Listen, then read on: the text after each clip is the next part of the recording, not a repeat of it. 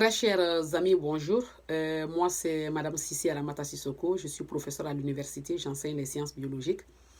Et aujourd'hui, je voulais sortir pour féliciter la jeunesse africaine pour votre détermination, votre réaction pour la lutte pour l'indépendance et l'émancipation des Africains. Imaginez, hein, c'est quelqu'un qui quitte son pays pour venir dans ton pays pour t'informer de la création d'une monnaie. Imaginez, d'une monnaie que toi, tu dois contrôler. Mais c'est lui qui garantit ta monnaie. Ils ont essayé de vous manipuler par des mots techniques et ça n'a pas marché. Dieu merci. On doit applaudir pour la jeunesse. Ils ont essayé d'amener des mots, des phrases et puis payer quelques gens des milliards pour manipuler les news, donner des fausses informations. Et vous avez vu que c'est du jeu. C'est un jeu politique.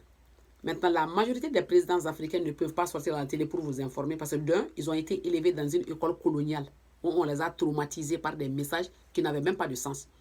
On leur a appris la constitution française, l'hymne national de Paris ou autre là, et puis ils ont traumatisé les gens. Maintenant, nous, on vous explique par des termes très simples, terre à terre.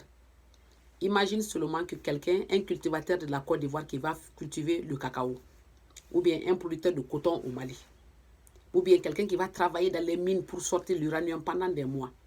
Le gars, il va travailler toute la journée, pendant 3 mois, et il met le coton dans un sac.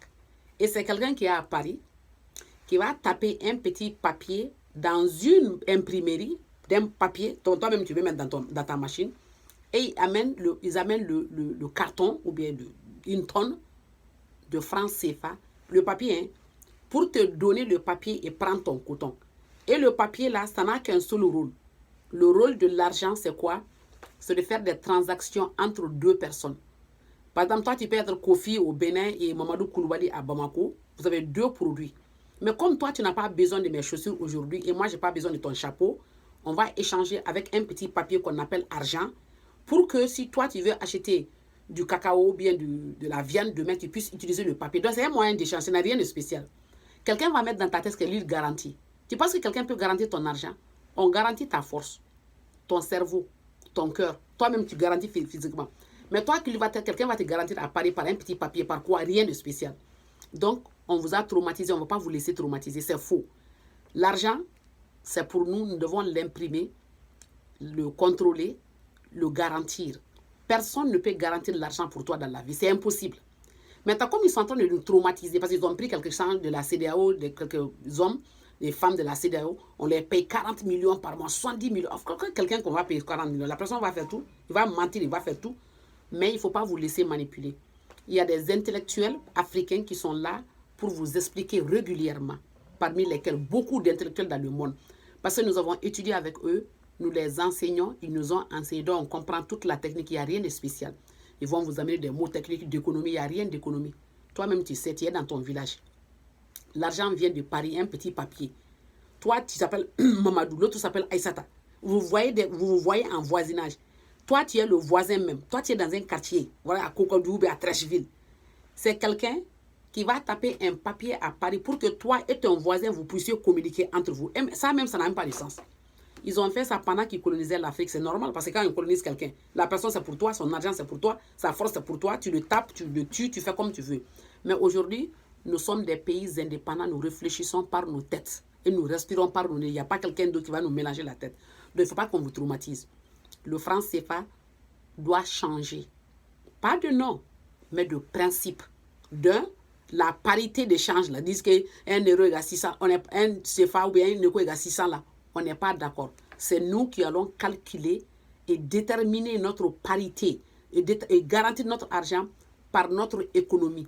Ça veut dire que l'argent est imprimé par rapport à la quantité de produits dans le pays. C'est très simple. Si tu vas dans un quartier où il y a 40 femmes qui produisent en total une valeur de beignets, par exemple, de 40 millions, automatiquement, le gouvernement va dire, oh, comme les gens là vont échanger des produits entre eux, il faut quelque chose pour qu'ils puissent échanger. On va taper 40 millions parce qu'il y a ça.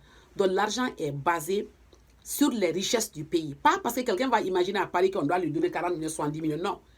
La première des choses, c'est l'intelligence, c'est l'innovation. Quelqu'un qui a pensé créer une machine qui va enlever les fossés de Bamako, automatiquement, le gouvernement va dire, ah, c'est une bonne idée, on va taper de l'argent pour qu'il puisse faire.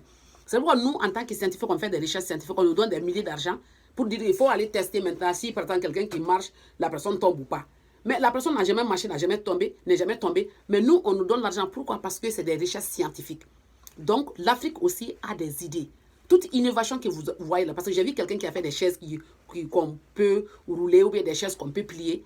Ça, c'est une innovation. Ça mérite de l'argent. Le gouvernement doit taper de l'argent, doit imprimer une somme pour garantir cette mentalité, ce produit, cette idée. C'est ce qu'on appelle les patentes. Parce que dans les autres pays, là, comme la Chine, on fait l'argent pour les idées. Ce qui nous manque, c'est parce que quelqu'un d'autre doit faire notre argent. Donc, si quelqu'un d'autre doit faire notre argent, la personne ne connaît pas le quinquilibre, il ne connaît pas le cacao, il ne connaît pas le truc, le beignet du quartier. Comment il va taper pour toi?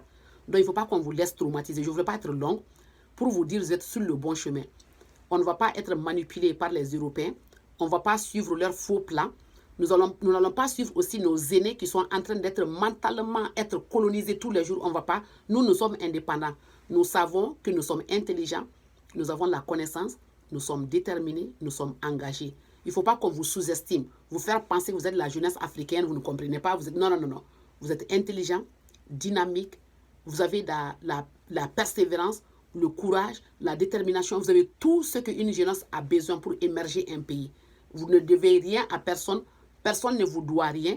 Vous n'êtes pas inférieur aux autres. Vous avez le même niveau de compréhension. Si moi, je vous présente un cours, vous allez me poser les mêmes questions comme aux États-Unis ou en France, dans n'importe quel pays du monde. Donc, on ne va pas se sous-estimer. Vous avez tout ce dont vous avez besoin. Cette Afrique va se développer par l'engagement de vous et moi, pas d'autres personnes. Ce n'est pas Macron qui va nous dire il faut mettre ça, il faut... Non, non, non, non. On vous respecte beaucoup.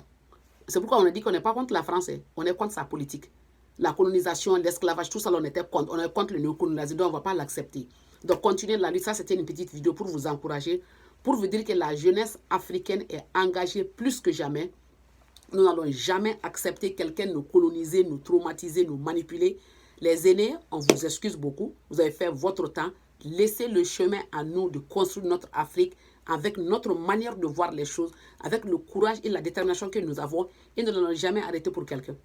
Les présidents africains, vous allez les interviewer, ils ne peuvent même pas vous parler de CFA parce qu'ils n'ont jamais lu, ils n'ont jamais compris. Ils ne peuvent même pas comprendre parce qu'ils sont préoccupés par d'autres choses. Ils ont peur du pouvoir ou de laisser le pouvoir parce que quelqu'un va les attaquer de gauche à droite. Mais nous, on n'a rien à rendre à quelqu'un, on n'a pas de compte à rendre à quelqu'un. Nous allons faire notre lutte jusqu'à ce que ces pays d'Afrique soient indépendants. On est contre le CFA, on est contre l'euro, on ne va pas l'euro, l'autre là, on va l'accepter. On va continuer à lutter jusqu'à ce que nous-mêmes nous décidions de la mise en place de notre propre monnaie. Nous allons donner le nom que nous voulons. Nous allons garantir cette monnaie. Nous allons l'imprimer chez nous et nous allons émerger notre pays par la volonté de la jeunesse africaine. Merci beaucoup et à la prochaine.